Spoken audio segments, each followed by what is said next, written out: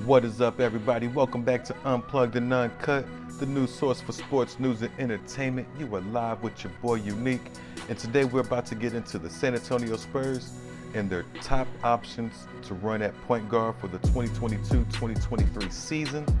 They are in a very unique position where they might be looking for development over wins. So let's get into the top options because we do got quite a few to go through and see how they affect the team. Now, the first option I'm going to throw out there is least likely, and that is to sign a free agent or trade for a player. A good example would be like Collin Sexton, a young player who could fit the timeline and could get buckets. However, you don't know how much Collin Sexton's going to cost, and the Cavaliers might be willing to match. So we're not going to get into those type of examples, and we're going to stick with who is currently on the roster as presently constructed today, July 3rd, 2022, Sunday evening. Just the players on the roster. So our first option, or better yet, the Spurs' first option, is going to be to start Trey Jones. He is a natural point guard, standing at 6'1", 185 pounds. He is a two-way player and a good facilitator. He comes with some good advantages as he already knows the Spurs offense and he is really good at running that offense. He knows where to be and who to put the ball in the right hands. He's going to be a benefit for your bigs as he will be the best player available at feeding your bigs and getting them buckets, getting them easy looks. Now, he's also on a contract year. Most NBA careers only last 3 to 4 years by average, so this is a very important junction in the career of Trey Jones. He's going to want a ball out of control to assure he has a career going forward in the NBA and basically secure as much money as he can on his next contract. And a lot of that is going to come by how he plays this year. Now, there aren't too many disadvantages with starting Trey Jones, but one of them is his upside and his ceiling might not be as high as some of the other players with potential, which means you could have a little bit of a development time issue here. If you start Trey Jones and he's soaking up 28 to 35 minutes, other players that you might want to develop with a higher ceiling might not get that time. Now, the argument can be made that it is more important for the rookies to get as much playing time under Coach Popovich as possible. That's a very valuable and reasonable argument to have more rookies starting this year than normal because we don't know how much longer Greg Popovich will coach. And that experience and that coaching and learning could be invaluable for these young players. The only other disadvantage for Trey Jones starting is his three-point percentage. He's not the best three-point shooter. So Trey Jones, probably one of the top options. Number 2, Josh Primo. Now, Josh Primo brings an interesting skill set. He's 6'5", 190 pounds, listed as a shooting guard. Now, his advantages include a very high ceiling. He has good court vision and is an excellent passer for his position.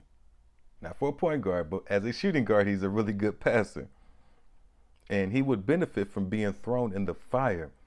This would be somewhat experimental, but you would get to see if he can actually play point guard in the NBA. Or is he better off playing off the ball, a la Rip Hamilton, Reggie Miller, somebody who can catch and shoot? Or is he better playing as a secondary ball handler, a la Kobe Bryant? Can create for himself. He can create for others, but is better at creating for himself. So it gives you the opportunity, if you're the player and the organization, to see how he fits there. Can he guard lead guards in the NBA? Can he stay in front of and be a deterrent to starting point guards in the NBA. That is very important to know and actually a benefit, because learning this helps you know his potential and what his role could be in the future. Now, he also gains the benefit of starting under Popovich, and actually starting Josh Primo helps alleviate other problems with the roster construction. So he wouldn't have to compete with time for Devin Vassell, Malik Brandon, Blake Wesley, Jay Rich is still on the squad, and Romeo Langford. So that would alleviate the issue that Josh Primo has with competing with other shooting guards. Now, you could make the argument as well that he's taken away the development time from other shooting guards. So it can go both ways, and that could actually get us into our disadvantages. He's not a point guard. He's learning a new position. It could slow down his off-ball skills, those off-ball skills development of cutting, moving without the basketball, moving behind picks without the ball to get open and get your shot off real quickly. Something more akin to shooting guards. So he could be not developing those skills, trying to develop into a point guard, and he might not be best suited for a point guard. So that is somewhat of a disadvantage, not too many. And then once again, he could also be slowing down the development of other players who are better suited to be point guards, which gets us into the optimal starting lineup for Josh Primo. I think would be Josh Primo, Devin Vassell, Keldon Johnson, Jeremy Sochan, Jakob Poeltl. Now, Jeremy Sochan would help alleviate some of those ball handling duties for Josh Primo. That's why he's in there over Doug McBuckets, because Primo can hit three, or hit from three. Sorry about that. Our next player, our third player the Spurs have to pick from, is Blake Wesley. Standing at 6'5", 185 pounds. He's not listed as a point guard or shooting guard on ESPN's website. He is listed as a guard. The advantages of Blake Wesley is that he has a high upside to go with a very high motor. Man, Blake Wesley would put tremendous pressure on opposing teams' point guards. He is tenacious on defense. I'm not saying he's the best defender, but his effort is up there like a young Marcus Smart, a young Gary Payton. He is going to harass the other team's point guard. Now, he can also score on offense. And he's not a bad passer either. He's a very explosive athlete who's going to throw down some thunderous dunks on somebody. He gets the benefit of playing with Pop's coaching and learning how to be a point guard in the NBA with one of the best coaches of all time, if not arguably the best coach of all time. That is invaluable experience.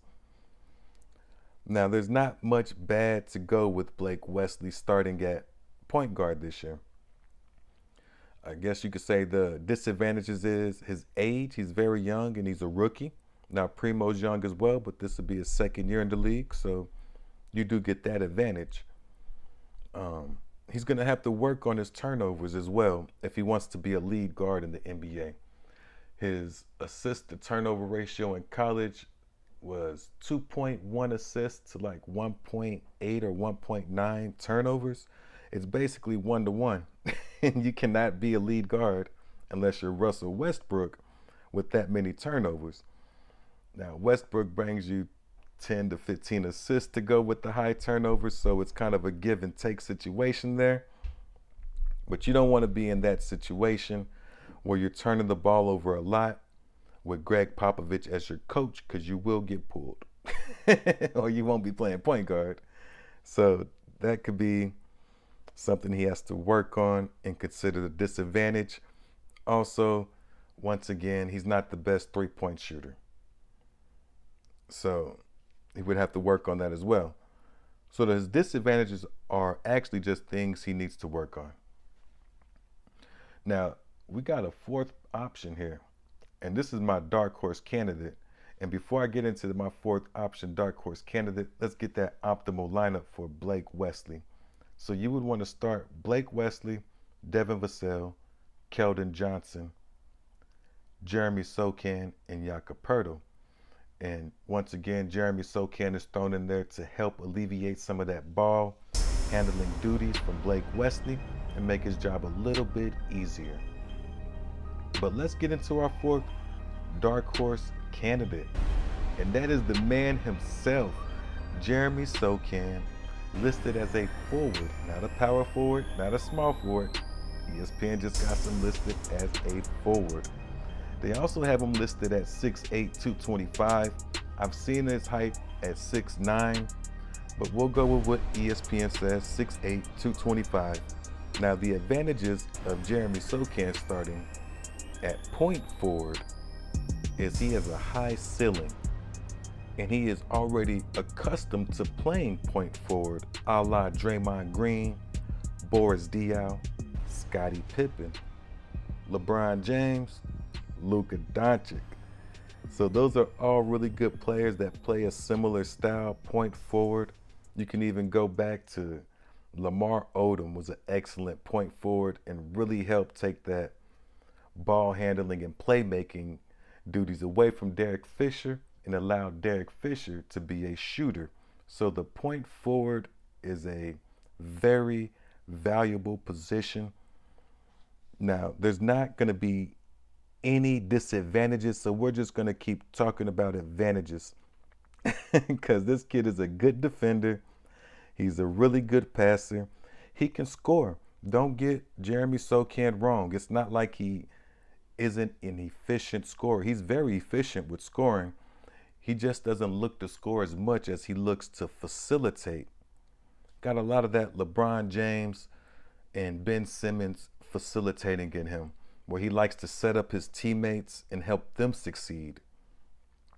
And being used to playing that point forward actually allows the Spurs to run more shooting guards and wings who are not point guards and not have to worry about that as much. And he gets to play with pop coaching. And once again, I don't see any disadvantage to letting Jeremy Sochan run point forward. And I actually like this lineup best, what we're about to go over. And if the Spurs stay constructed this way, this would actually be my starting lineup in 2K, guys.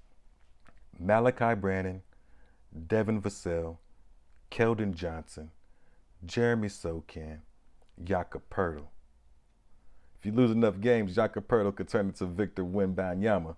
But we ain't talking about that right now.